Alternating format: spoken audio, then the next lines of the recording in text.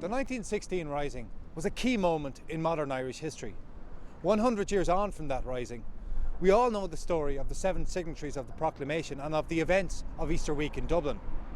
But behind that revolution, there are countless small stories in towns and in counties all across Ireland. This is the story of 2 men from Offaly, Peadar Bracken and Eamonn Bulfin, who found themselves fighting in Dublin on Easter week. It is a story told in their own words and through the words of their families.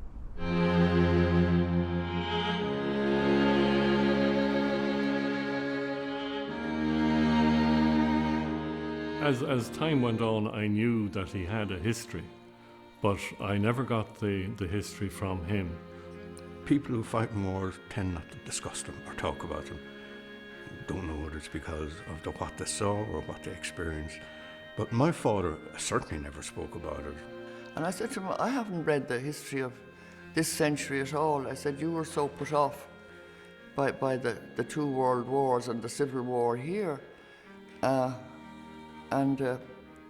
He sort of looked at me and he said, leave it another 50 years. And it's another 50 years now. That was 1966. Peadar Bracken was born in Tullamore in 1887, the son of a stonemason. His great love of Irish history gave him a nationalist outlook, and when he turned 17, he was sworn into the Irish Republican Brotherhood. In late 1911, Peadar emigrated to Australia to work with his brother Dennis. The stonemasons in Australia were almost exclusively Welsh Freemasons, but the Brackens got enough work to entice their younger brother James to join them the following year. Eamonn Bulfin was born in Buenos Aires in 1892, the son of Birr native William Bulfin. William was the editor of the Southern Cross newspaper, which provided a vital connection to home for the expatriate Irish community in Argentina. In 1902, the Bulfin family moved back to Ireland, settling just outside Birr, and Eamonn was sent to Newbridge College. William Bulfin took off on a bicycle tour of Ireland, and his resulting book, Rambles in Éireann, resonated not only with Irish exiles across the globe, but also with the emerging leaders of Irish nationalism. When Eamonn was 16, he became the second boy to be enrolled in St Enda's School, founded by Patrick Pearse. Enda's was pretty Spartan place now. You know, it wasn't a luxury school.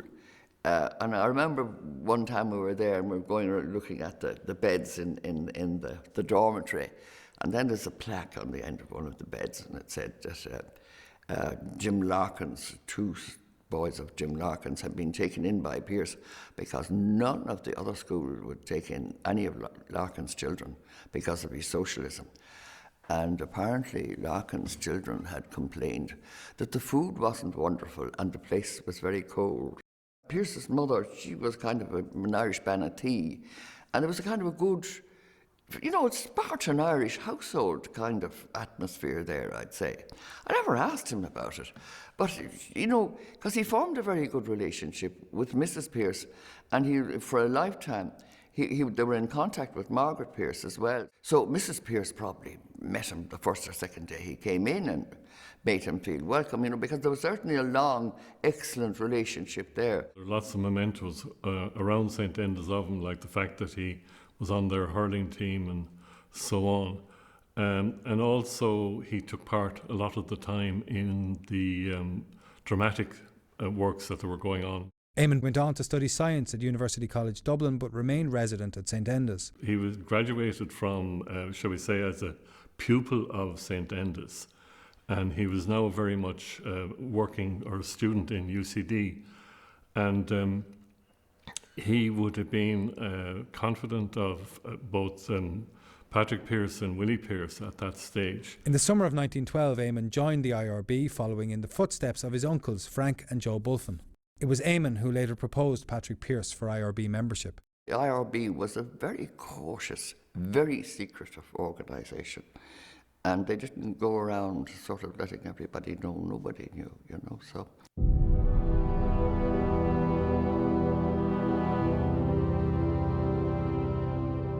mean, the Home Rule movement was in existence from the 1870s, an attempt to get Home Rule for Ireland within the Commonwealth. Ireland would have its own parliament but would remain loyal to the King. It was a modicum of independence, but it was seen as a better struggle than all of the various violent uprisings that had come before, like 1798, 1848 and 1867. And following the 1867 uprising, they decided, well, it's time perhaps we started looking at the political route, and that's the formation of the Irish Parliamentary Party, the likes of Charles Stewart Parnell, and he's working towards securing Home Rule for Ireland. Jump forward about 40 years and there have been 2 Home Rule bills that the House of Lords have vetoed out of existence. But then the 3rd Home Rule bill comes into existence in 1912 and the House of Lords can't veto it anymore. Due to new laws, they can only postpone it for a number of years, meaning that by 1914, when they can't postpone it any longer, it should come into law and Ireland will finally have Home Rule. Now, this obviously sees the formation of the Ulster Volunteer Force and the growth of Ulster Unionism, as the northern counties want to stay out of Home Rule and stay attached to Britain. And then the counter-development of the Irish volunteers down south, which obviously were originally established to secure Home Rule for Ireland. In early 1914, Peadar Bracken got word that the Volunteers had been formed and immediately set about raising money. When he was in Darwin, they were fiercely nationalistic, these Peadar, strong men from the waist up anyway. And they decided to give him, make a ring for him, right? On which they were going to insert a pearl. And they were going to make the ring from a gold nugget he'd been given by the miners of Ballarat before he'd left there. So that was a nice little gift, but he was also collecting funds. And when he arrived back in Perth, he started collecting more funds because by now he was well established through his younger brother and had been in Perth before. And one of his best source of funds he found was the convents, which nearly every convent in Australia was populated by Irish nuns. In August 1914, Peadar set off on the long journey home. On his arrival in Dublin, Peadar handed the money he had raised over to the IRB, then headed for Tullamore to join the Irish Volunteers. The big split, though, comes in September 1914. The British then decree that Home Rule will be postponed essentially until the end of the war, or for 1 year if the war turns out to be quite short. This means that Home Rule is not in the bag yet, so to speak, and so there is a need for Irish nationalists to join up to fight for Britain, to show their loyalty to Britain, that basically if you give us independence, we're not going to betray you in your hour of need. About 500 people from Tullamore are said to have gone to the front over the 1914-18 period. So that represents a very substantial number of people when you look at the fact that it's largely menfolk in a certain age bracket. So on the broad figures, it's 10% of the population. But when you go down further, it's quite a lot of the menfolk in the 15 to 49 age group. The overwhelming majority joined the British Army. The 60 or so volunteers left in Tullamore retained the few weapons they possessed. And those 60 elected Peadar then as their first captain in Tullamore, and Seamus Brennan became their first lieutenant. And Joe Rafter's his other friend from the RB days in 1904, stonemason, he was second lieutenant with only 60 men, so their job now is to build that up. From time to time, Peadar travelled to Dublin to attend lectures on street fighting given by James Connolly. In November 1914, the Tullamore Volunteers joined almost 1,000 people driving cattle off the lands surrounding the Digby estate in nearby Gaishel. The largest cattle raid ever in Ireland. There was 1,000 demonstrators at it, and the volunteers were asked to support them because they thought the RIC might try to disrupt them again, which they did. And District Inspector of the RIC, Crane was the name, who will come up later in the story as well, he actually made many demands on the demonstrators to desist, saying they were German spies, they were traitors, all kinds of things. And then somebody was supposed to have taken a shot at them, and the RIC ran into the crowd, and they actually, according to the Era November paper, November the 18th, 1914, they said the young man's name was Bracken, and they found a revolver in his pocket. But he handed the revolver over quite pleasantly to them and said, look, the chambers are all full, I didn't fire. But they still arrest them, and they're all held until the November Assizes, when 46 of them were incarcerated. The arrest brought Peadar to the attention of Inspector Crane and earned him a term in Mountjoy prison. The first time Peadar encountered Patrick Pearse was when Pearse gave his famous graveside oration at the funeral of the old Fenian, Jeremiah O'Donovan Rossa, in the autumn of 1915. That funeral oration was a clarion call to nationalists all across Ireland. Peadar and Eamonn did not meet at the funeral. However, their paths crossed 1 month later when they were introduced to each other by Patrick Pearse at St Enda's School in Dublin. Pearse informed Peadar that a rising was imminent and appointed him commanding officer of the brigade area. They agreed a secret signal. Pearse would place an ad in the newspapers commissioning a monument. This was the cue for Peadar to mobilise his men, to connect with the Galway volunteers and to hold the line of the River Shannon, preventing reinforcements from reaching Dublin. The rising was planned for Easter Sunday. By then, St Enda's was a hive of political activity. Many of the senior boys had joined the volunteers, as did many former pupils, and the company was known as Pearse's Own.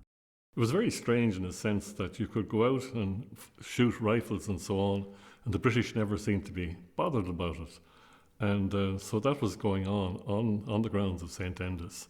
I can remember they tested the grenades that they were making down near there was a pond or a lake or some water feature down there, and they went down there and blew up a few grenades just to see how they worked. Although the majority of the volunteers were not aware of the precise plan, a select few knew that something major was brewing. Provocation was considered likely, as the authorities would welcome any excuse to round up all of the volunteers.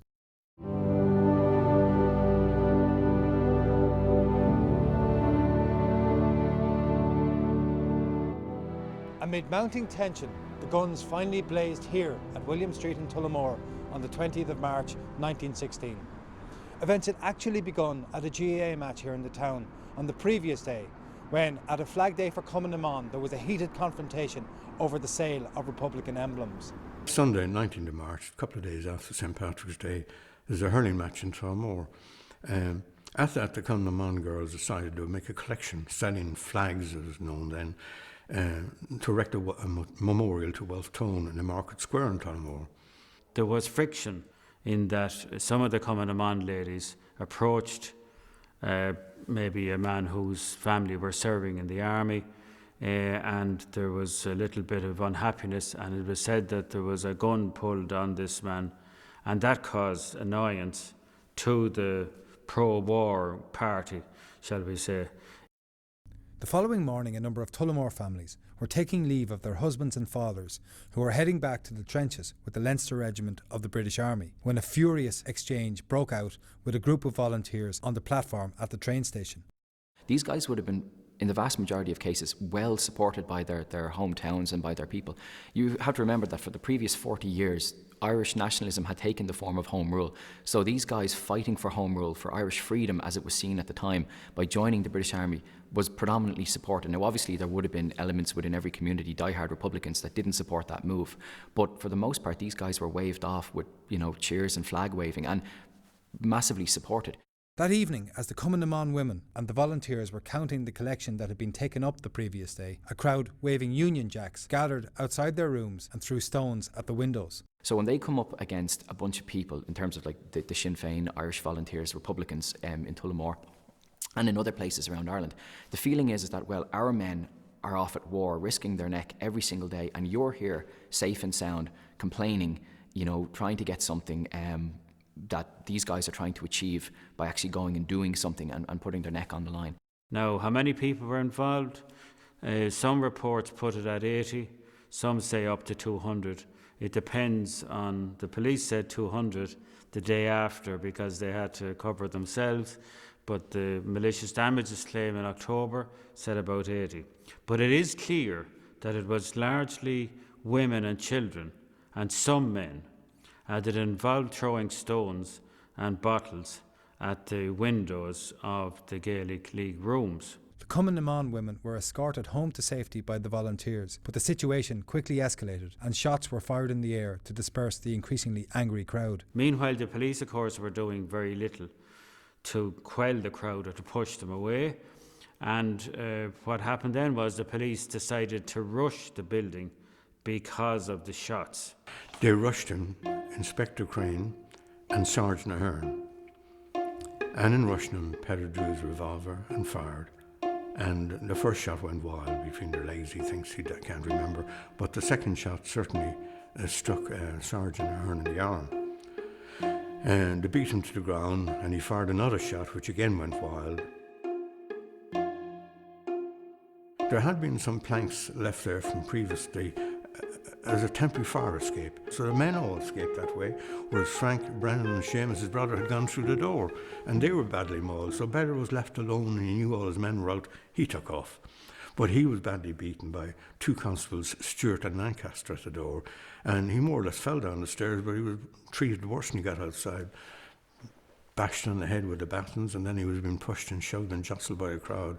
But he survived and got around to Church Street, and there he met another young volunteer who wasn't in the room, Sean Barry, who later would become an officer in the volunteers. But he gave Sean his gun because Peadar expected he was going to be arrested in time, and the most important thing he had was not his life, it was his weapon. And that gave the quip then in Tullamore that they shot a heron instead of a crane, because his inspector was Inspector Crane, was General Officer Commanding. So of course then they were going to be charged with attempted murder, and 4 of them were arrested that evening, and the balance of them by the following Thursday, saving 2. Peadar made his way to a safe house near Moat, and Seamus went to Dublin to inform Pearse. Pearse's reaction was electrifying for those who witnessed it. An end-of-term concert was underway when Seamus arrived. An Firsig brought me onto the stage, stating that the first blood has been spilled and the first blow struck in defence of the volunteers' right to carry arms. The student, Frank Burke, recalled word came through to the college that the first shot in the insurrection had been fired in Tullamore. The place resounded with our cheers.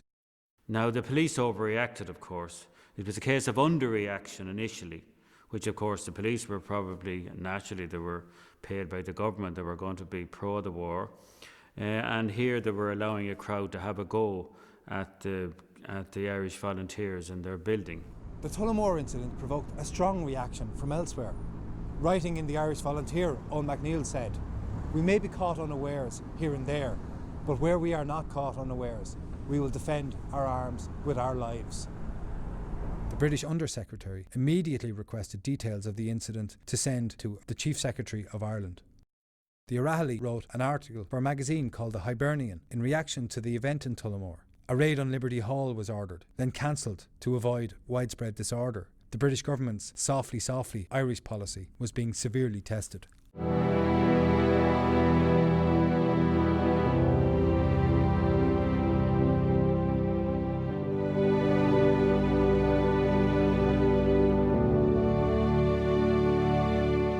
Holy Thursday, Peadar received word from Pearse that the rising was to take place on Easter Sunday.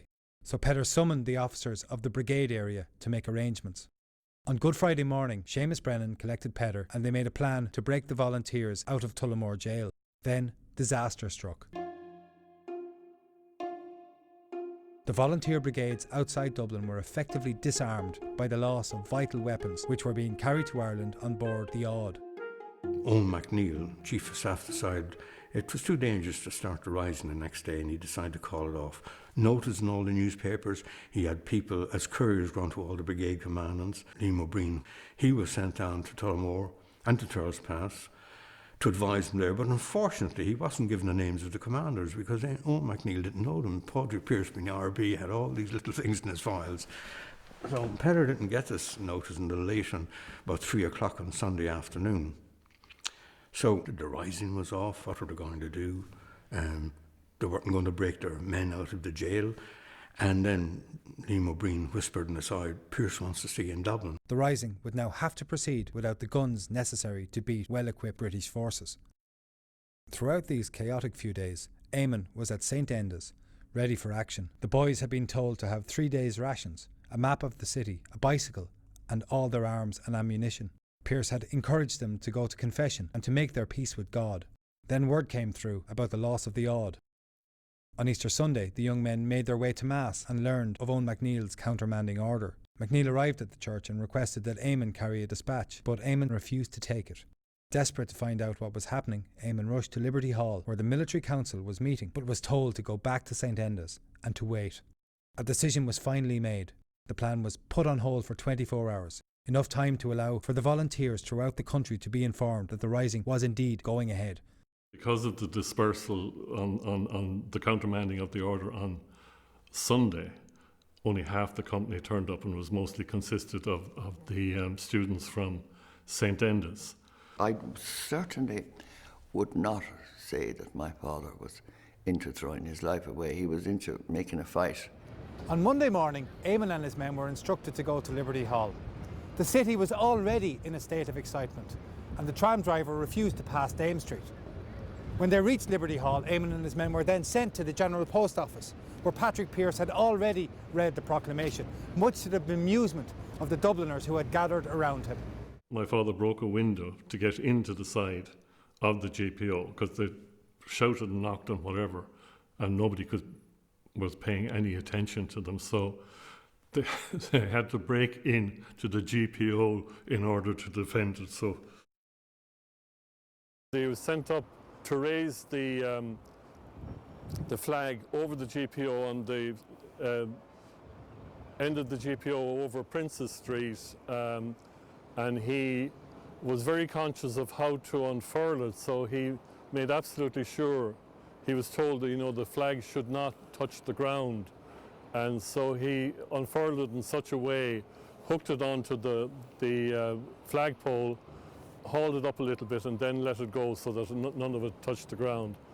And that flag was still there after the surrender when they were being marched up here on O'Connell Street, or Sackville Street as it was then. It was a first-class shot. And I did say to him once, I said, "Pop, did you fire at them, anybody?" And he looked at me and he said, he had sort of palish blue eyes, and he said, "Johnny, knowing you, would I shoot a horse?" But that's all the only comment he made on it. Early on Monday or Tuesday, when the looting began, some children looted a fireworks shop, or shop which had fireworks. They brought them all out into O'Connell Street, and eventually they had a big pile of fireworks which they set off, with the result that there were fireworks going everywhere, including up here onto the roof.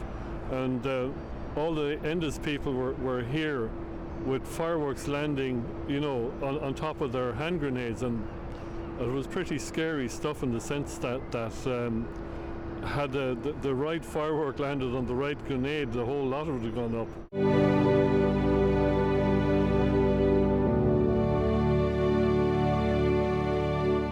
Peadar had spent Easter Sunday night with the Kimmage garrison, and on Easter Monday morning they made their way to Liberty Hall. Peadar spoke to Pearse about returning to Offaly to call out the volunteers, but was instead told to report to James Connolly. Connolly instructed Peadar to take command of half the Kimmage garrison. They were sent here to O'Connell Bridge, where they were to take control of the two vitally strategic positions of Kelly's gunpowder shop over my left and Hopkins jewellery shop over my right shoulder.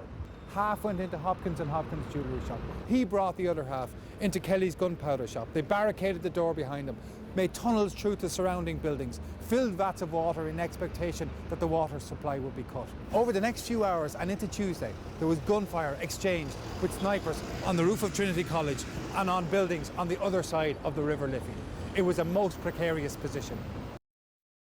By Tuesday, martial law had been declared and the fighting took on a new intensity. Extra men and desperately needed ammunition arrived at Kelly's, and Peadar's men set about making hand grenades with gunpowder. On Wednesday, the Helga, a British gunboat, came up the Liffey and began to shell Liberty Hall. Peadar's men fired on the crew, forcing them to take cover. So the 5th Battalion Leinster Regiment, one of the actions that they were involved in, probably the first one they were involved in, was the attack on Kelly's gun and fishing tackle shop on the far side of O'Connell Bridge. Artillery were brought up that were firing shrapnel shells, and then the Leinster Regiment were the men who provided the machine guns that fired on the same building. And it got so bad that there was no way Peadar and his men decided that they could hold out against artillery, machine guns, rifles. I mean, all they had was a few rifles, and the shotguns were useless for long-range fighting. By now, the situation was becoming increasingly desperate. Peadar's men were ordered to evacuate their positions and head to the GPO, where they were fed and watered. Cumann na Mán member Anya Ní Rian recalled seeing Peadar and Eamonn in the GPO. Peadar gave her his watch to take home to his mother in Tullamore. They were then ordered to assume new positions at the Metropole Hotel overlooking Middle Abbey Street, a position that was raked with continual machine gun fire. Sackville Street was by now a no man's land. That evening, Eamonn and his men on the roof of the GPO were finally relieved and were moved to positions at the front of the building.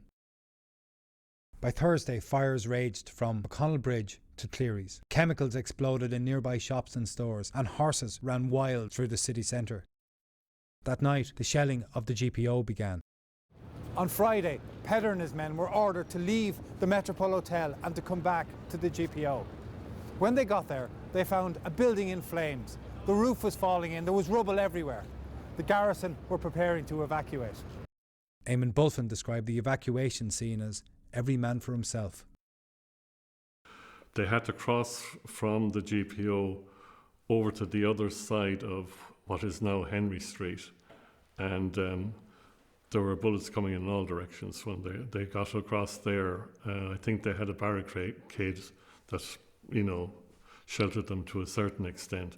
But once they got onto Moore Street, they couldn't put a nose out because there were submachine guns at every angle now, shooting down all the streets. And so they broke right down to, it was number 16 or so, 16, 17, on Moore Street. And Peadar and some of his men broke into the Freeman printing works.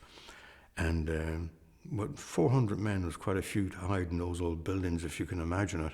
The next morning then, news was that they should try and break out, but there was a barricade across the end of Moore Street. As they prepared to try and break through the barricade, word came through of an unconditional surrender. Around an hour later, they formed into two lines, marched out under a white flag onto Sackville Street and laid down their guns. The surrendered men were herded into the Rotunda Gardens and forced to lie down on the grass. Then, on Sunday morning, they were marched to Richmond Barracks. And it was quite amazing as they crossed the bridge. If Dad looked back, you could actually see the facade of his old command post. And he was amazed that he could get in himself, indeed, and his men out safely. And they were glad to have the British soldiers escorting him, who were tightly packed each side of them, with bayonets facing out into the crowd, or they never probably would have survived the march. Back in Tullamore, those members of the Irish Volunteers who were not under lock and key attempted to fulfil their duties. Peadar's younger brother, Paddy, was part of a group of men who attempted to blow up a railway bridge. And then when that attempt failed, they resorted to pulling up train tracks, all the better to derail any train attempting to reach Dublin. On the 3rd of May, the executions of the leaders began. Eamonn Bulfin was arraigned for trial before the court-martial, but managed to avoid execution due to the intercession of the Argentinian ambassador. My grandmother got pretty active then. She got on to the Argentinian embassy and got him an Argentinian passport. He was eventually then shipped over to England to Stafford Jail. The Midland Tribune published a letter that Eamonn Bulfin wrote to his mother from Stafford Prison, dated 25th of May 1916, just a month after the rising began. All I can say is that God has been very good to me all through. I've tried to make amends. I would like if you could get a mass said in my name in thanksgiving. I need not tell you how much I felt, because you could not know what was happening, but it will all come right with God's help. So now don't worry yourself a bit, as I will be back to help you, and I will be a bigger and better man, God willing, for it all. I never in my life felt so homesick as the first 10 days here. We get a bath every week and a wash daily, so we keep clean. Evidently, we are going to bring beards into fashion again. Everybody has or is developing one. I have a glorious golden one. I have been well attended to. A change of underclothes, shirt and socks would do splendid too. Some needles and thread. We do our own washing. Going to get up a laundry when I get home. Some great ideas to develop. Your loving son, Eamonn.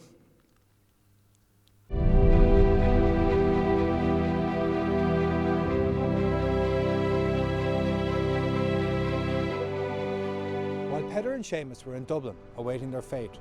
Those members of the Tullamore Volunteers who'd been held in prison since the 20th of March gunfire incident were now brought before the resident magistrate. They were represented in this case by a young solicitor called James Rogers and by a young barrister called Charles Stewart Wise Power. Wise Power has left a statement in the Bureau of Military History which offers an invaluable insight into what happened next. After the last of the leaders had been executed, persons charged before court-martial were for the first time permitted to have the assistance of solicitors and counsel. The men were remanded in custody to the next assizes and were finally escorted to Dublin to face a court-martial with Peadar and Seamus Brennan. The deputy leader of the Irish party, John Dillon, who had denounced the executions of the leaders of the rising, now raised the plight of the Tullamore volunteers in the House of Commons. Early in May, Herbert Asquith, he's Prime Minister of the UK, decided to visit Ireland. So when Asquith arrived, Peadar was told that Asquith would like to interview him or him and some of his men. But James Rogers decided it wouldn't be prudent. And so they denied the request to visit or meet the Prime Minister. Now, we are fortunate that Charles Wise Power, who was a judge of the Circuit Court in the 1940s, did give a statement, a very good statement, to the Bureau. And he states that he is the junior counsel and Tim Healy, the well-known politician and barrister, as the senior, were intimately involved in the case, and that Healy had made the argument, which was very clear really, that if you arrest people under civil law, they can't then be tried under martial laws subsequently. The General Court-Martial appeared to think very little of this point, and the men were duly convicted, subject to confirmation by the General Commanding Officer. Peadar, Seamus Brennan, Joseph Rafter, Frank Brennan and Thomas Byrne were sentenced to 5 years penal servitude. The remaining 7 volunteers, James Clark, Thomas Duggan, John Delaney, Joseph Morris, Joseph Graham, Thomas Hogan and Henry McNally, were sentenced to 1 year hard labour each. On his return to London, Asquith actually had a quite conversation with Tim Healy and mentioned what had gone on in Dublin, and that he was going to arrange for the freedom of the Tullamore volunteers because it was a civil case. Asquith, who had been in Dublin, actually may have met some of the Tullamore prisoners and commented on how nice eyes some of the prisoners had. He also wanted to clear the jails of as many as he could. In any case, the Attorney General in England felt that there was a great weakness with the Tullamore case and that it might affect their armour for future more important cases. So in a letter that Asquith wrote to Maxwell, he said to him that he felt that the right decision had been taken. They were languishing away in Kilmainham jail. This was May, going into May, into June. And suddenly they were released in June. On 29th they got back to Tullamore, and they could never understand why they were released first.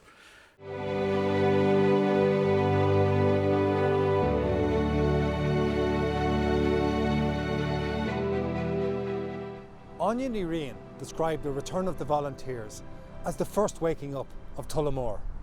A great crowd turned up at the train station to welcome them home, and later there was a ceilidh in the hall which had been barred up for months. This was a great, extraordinary transformation in a town where the volunteers had previously been derided as hooligans, or worse, as traitors. In Frongok, a hunger strike broke out over the prisoners' refusal to give their names. The negative publicity generated eventually led to an amnesty, and Eamonn Bulfin was at home in Birr in time for Christmas. Reunited in Offaly, Peadar and Eamonn worked together, rebuilding and organising. The 1916 Rising had ended in abject failure. Its leaders were executed. The city of Dublin lay in ruin. Thousands of men and women were imprisoned in Ireland and in prison camps in Wales. But out of this failure grew a triumph. It was a triumph which was rooted in a transformation of how people thought about Ireland, which was born in the days after the Rising. It was rooted in the idea that a small group of men and women could hold the might of the empire at bay for a week. The rebellion had been defeated, but the war had only just begun.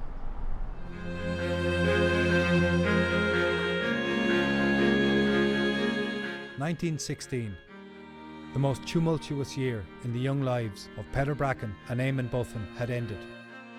But this was, of course, a year that was to resonate across the rest of their lives. Oh, it was the so-called German plot was the reason for picking up a lot of the leaders around the country at that time.